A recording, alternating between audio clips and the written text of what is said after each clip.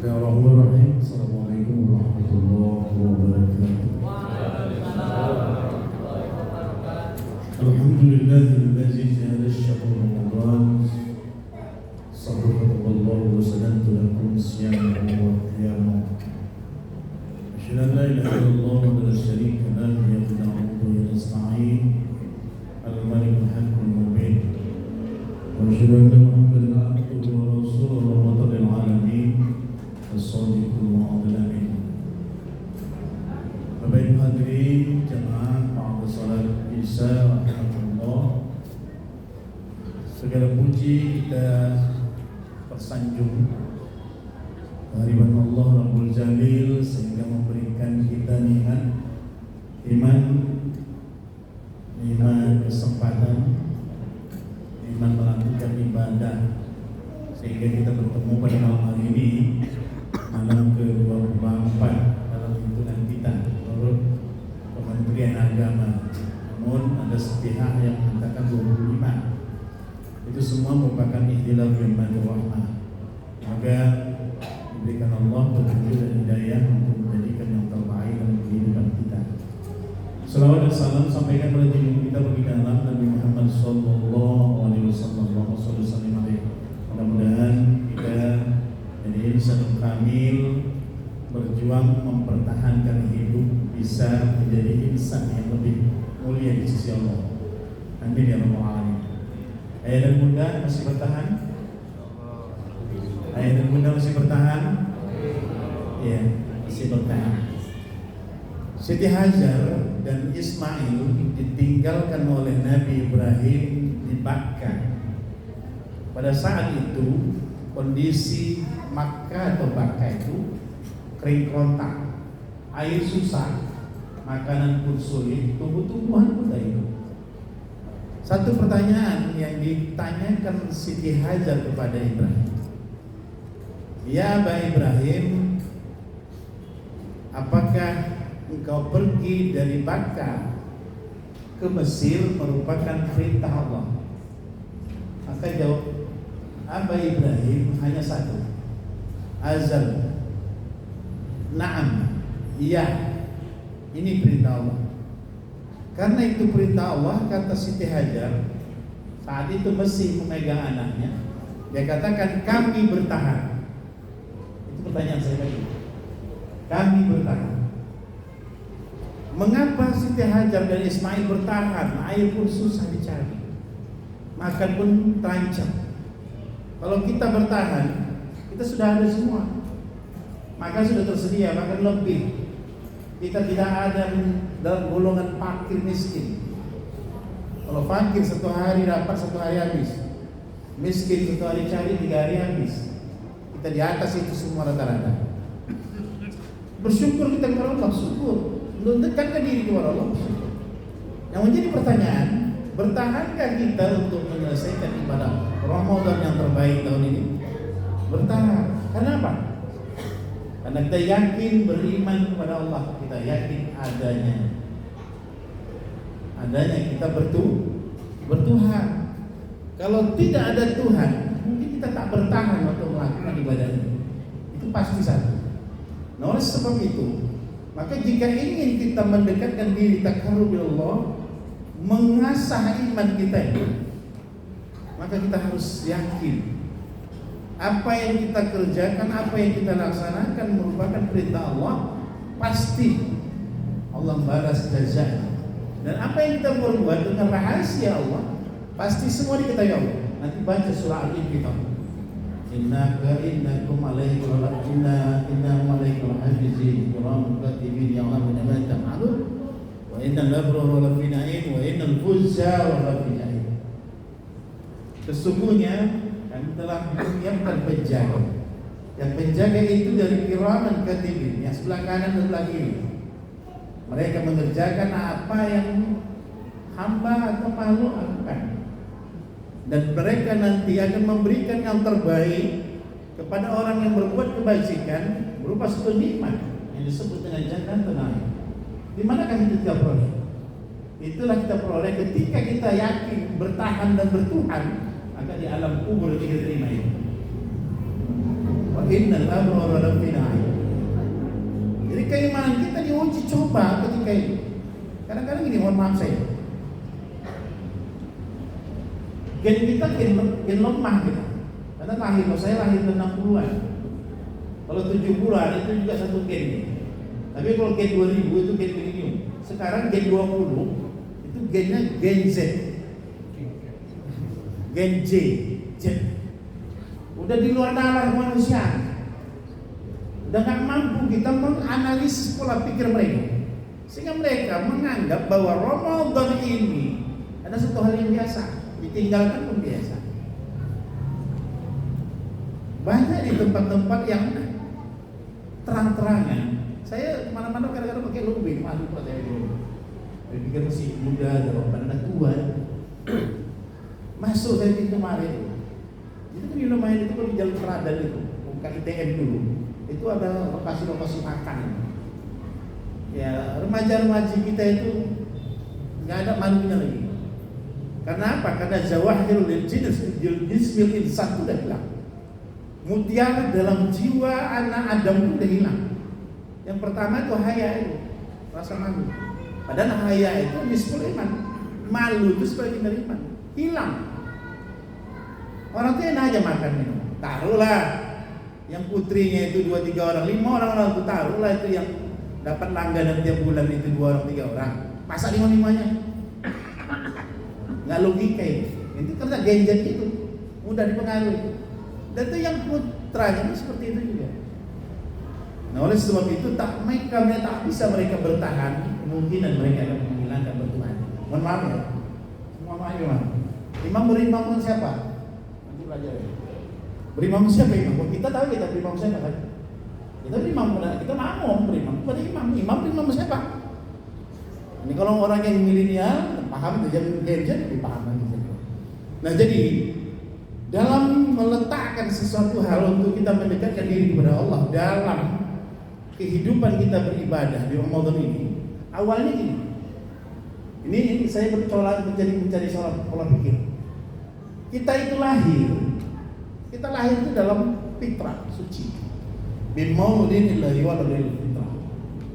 Seorang yang anak yang dilahirkan dalam keadaan kita nggak kaji itu fitrah anak itu asal kejadiannya kayak mana, nggak usah kaji dulu. Tapi Allah menjadikan makhluk ketika itu yang bernama manusia itu dijadikan fitrah. Nah, ketika dia fitrah hidup berkembang terus jadi manusia, terus dia masyarakat komunikasi semua sampai hayat hidupnya. Allah itu berkeinginan kita itu kembali ke sisinya suci, supaya tidak nanti bermasalah dalam kehidupan di alam kubur yang tidak kita ketahui berapa masa panjang hidup itu saja. Yang untung kita sebagai makhluk Allah itu tidak hilang zawahirul li amali soleh kita, nggak hilang mutiara amal soleh kita. Disebabkan apa? Sebab riba. Bisa hilang amal ibadah kita itu gara-gara riba. Jadi mutiara dalam diri kita itu bisa hilang gara-gara riba. Syukur-syukur nggak hilang. Bisa kita bawa nanti ketika bertemu dengan Allah dalam keadaan suci. Makanya Ramadan itu dihadirkan setiap tahun untuk memizan mana lebih baik. Apakah lebih banyak mudaratnya, apa lebih banyak manfaatnya, apa lebih banyak baiknya, atau lebih banyak jahatnya. Nah disitulah mizan itu menjadikan satu kebajikan karena Allah berkeinginan ketika hawa yang ada pada diri kita itu yang berupa nafs lebih dikenal dengan ruh. Ya makanya ayat Tuhan nafsul mutmainnah, nafsnya. Ketika nafs itu kembali kepada Tuhannya, kita minta itu ruhnya itu suci. Kalau ketika itu dia suci, maka beralih dia. Beralih apa? Beralih kepada sumber awalnya bahwa makhluk yang dijadikan Allah yang namanya manusia lahir dalam keadaan suci, kembali kepada Allah sebagai Khalik-nya suci. Maka kita berharap bisa mampu untuk melakukan ibadah Ramadan itu sepanjang tahunnya yang hanya satu kali bisa sempurna sebaik mungkin. Untuk apa? mengkikis, menghapus dosa yang 11 bulan itu. Kalau dikaji-kaji dosa banyak. Mohon maaf saya yang pegawai negeri, karena saya pegawai negeri. Saya kepala kuas ini. Mungkin tanya yang tidak kenal. Berapa dosa kita jadi begini? Saya itu nggak mau begini. Karena sarjana S1 saya itu 3. Jadi mikir tamak lah ya. S3 itu banyak, S-nya nanti banyak lagi. Beranggapan apa itu banyak-banyak sekolah. Tapi tak pegawai negeri. Jadi tersentuh hati saya. Apakah harus pegawai negeri? Dulu saya kepala sekolah. Jadi saya bilang, mama mau pegawai negeri saya? Iya mau. Ya saya coba. Lulus saya tahun 2001, tapi di Medan tidak lulus. Terus saya nggak mau lagi ikut ujian. Tapi terakhir saya ikut ujian lagi tahun 2024. Jadi pengumuman saya lulus lagi dari pusat mengatakan lulus Jakarta, nggak ada seleksi daerah. Itu lulus di Jakarta. Pas itu kok nggak salah saya tsunami di Aceh. Nah jadi pertanyaan, kita menggunakan waktu yang diberikan Allah pasti berkaitan dengan surah Al-Asr. Wal 'asr innal insana lafi khusr. Demi masa seluruh manusia itu dalam keadaan rugi kita. Di mana ruginya kita, Pak? Masuk jam berapa? Pulang jam berapa?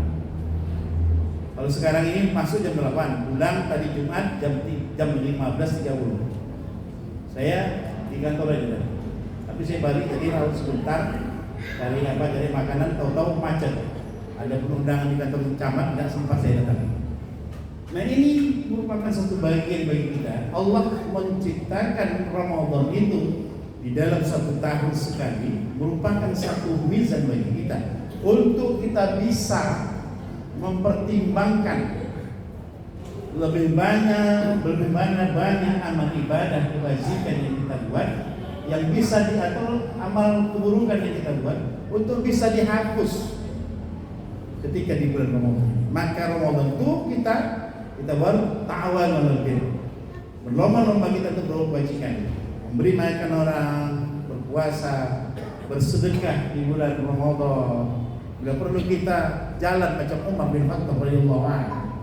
Siapa kira-kira jiran tetangga kita yang mungkin kekurangan rezeki yang diberikan Allah kepada mereka, maka kesempatan kita untuk memberi di bulan Ramadan ini, dan kemudian bersedekah banyak. Karena sedekah itu salah satu dari 7 naungan Allah itu yang tak masuk sedekah itu.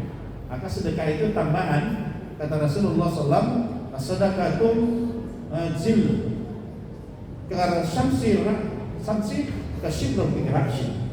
Nanti itu sedekah itu dia akan menjadikan satu zil, menjadikan satu naungan yang di hari kiamat nanti ketika matahari itu hanya sibron, hanya sejengkal dari kepala kita. Dan ketika matahari itu menyinari kepala kita, tak ada zilunnya, maka hancur kepala ini, muai bentuk lagi. Manusia hanya bisa menjerit, makhluk hanya bisa berkata ya Tuhan,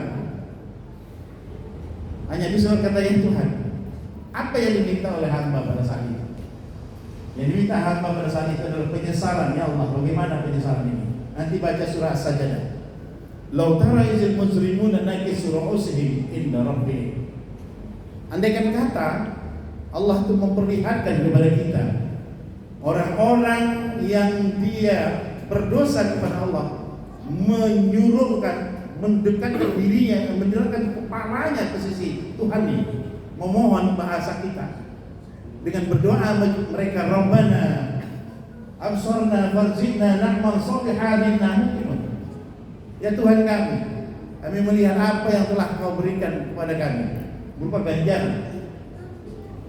Absarna wa samina, kami telah mendengar perintah-perintah-Mu.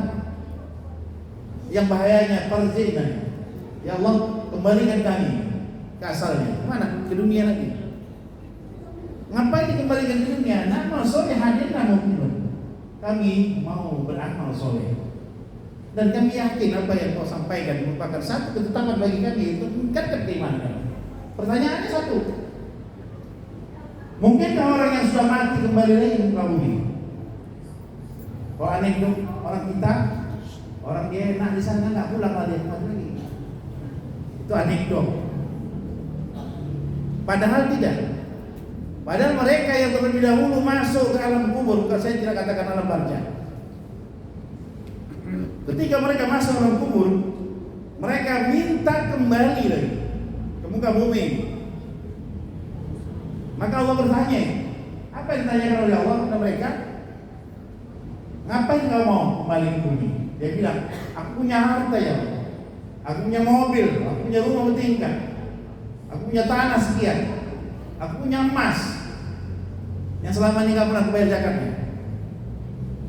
Jadi itu yang Allah semua mampu sedekahkan. Apa kata Allah? Yakinkah bahwa itu milikmu? Yakin ya Allah. Maka dijawab oleh Allah, itu bukan milikmu lagi, karena itu sudah milik dari warismu. Ketika seseorang mati, maka sudah tak ada haknya lagi terhadap dunia ini. Maka yang berhak terhadap dunia ini adalah warisnya. Itu pun kalau dia punya waris. Kalau tak punya waris, siapa kembali kepada negara? Oleh sebab itu hadirin yang dimuliakan Allah, jangan penyesalan itu kembali datang kepada kita setelah kita kembalikan.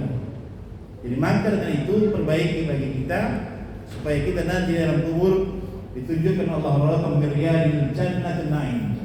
Dalam surah Al-Infitar ayat 13, wa innal abrara lafi na'im. Sesungguhnya orang yang lebih, ada abrar itu bahasa Arabnya adalah bir. Dia abrar maka ismu tabdil. Berarti ada kata lebih Allah berikan kepada itu perkataan Allah, bukan perkataan manusia hasan, ahsan. Dari perkataan Allah birrul abrar. Jadi ada satu kebaikan yang diberikan Allah kepada orang-orang yang kembali nanti ke alam kubur. Jadi tunjukkan Allah Rabbul Miryadil Jannatin Na'im. Tunjukkan Allah nanti kepada diri mereka taman-taman, yang taman itu dari surga Jannatin Na'im. Yang khawatir kita, Bapak hadirin yang dimuliakan Allah, kita wa innal fujjar. Fujjar adalah orang yang mengkhianati, yang berdusta terhadap apa yang diperintahkan Allah. Wa innal fujjar lafi jahim. Orang-orang yang fujjar, yang berhaga, yang mereka ingkar terhadap segala perintah Allah, termasuk melaksanakan ibadah Ramadan, meringankan Ramadan, sehingga tak berpuasa. Sebenarnya padahal ini adalah orang yang meninggalkan ketika kita sholat dari malam subuh itu berdosa besar sudah meninggalkan Ramadan. Nah, oleh sebab itulah makanya ketika nanti puncak orang yang berbuat keburukan ketika dalam kubur akan ditunjukkan Allah nanti hufratan min hufratin nar. Apa itu? Lubang-lubang api neraka, yang api neraka itu seolah-olah membakar kita senantiasa ketika kita berada dalam kubur. Dan pernah sahabat bertanya, mahajan niran ya Rasulullah. Maka kata Rasulullah, nar niran itu adalah satu api yang dia tidak pernah mati, api itu membakar kita. Seolah-olah seperti itu. Jadi lubang-lubang yang ketika kita dalam kubur, cahaya dari api neraka itu langsung membakar kita ketika kita berbuat keburukan. Oleh sebab itu Bapak hadirin yang Allah, jadikan Ramadan tahun ini Ramadan terbaik bagi diri kita. Dan saya katakan tadi, mari kita bertahan dan kita yakin bahwa Allah bersama kita dan kita bertuhan. Oleh sebab itu, kesempatan demi kesempatan tak ada bagi kita. Ini ada bulan 24, lebih kurang 5 hari ke depan lagi kita akan bersua mengakhiri Ramadan. Maka satu pendapat Imam Ghazali dalam kitab Sayyidus Salikin karya Imam Syekh Abdul Samad Al-Mabani, kalau puasa di hari Kamis, insyaallah itu Lailatul Qadarnya di malam 25. Tapi kalau dia malam Rabu, jatuhnya malam 21, berarti tidak lewat. Jadi kalau dia malam 2 malam Kamis, maka Lailatul Qadarnya itu di malam 25. Jaga-jaga malam 25, usahakan pertama sholat taubat, kedua sholat tahajud, ketiga banyak-banyak berzikir kepada Allah, kemudian qiraatul Quran. Semoga Allah memberikan kesempatan kita untuk meraih Lailatul Qadar khairun min alfi syahr. Karena Lailatul Qadar lebih baik daripada 1000 bulan. Kalau 1000 bulan itu dia lebih kurang 30.000 hari. Nggak dapat kita sepanjang malam 12 jam itu kita raih dia setengahnya, berarti 15.000 hari. Nggak dapat kita 15.000 hari, setengahnya kita cari, seperempat malamnya.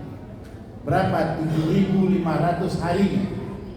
Nggak dapat kita 7.500 harinya, kita raih 1 jam saja. Artinya jam 12 jaga sampai jam 1 ya. Kalau jatuh semuanya jatuh keadaannya di Mesir, awak sini beramal, insya Allah sampai 1 jam aja.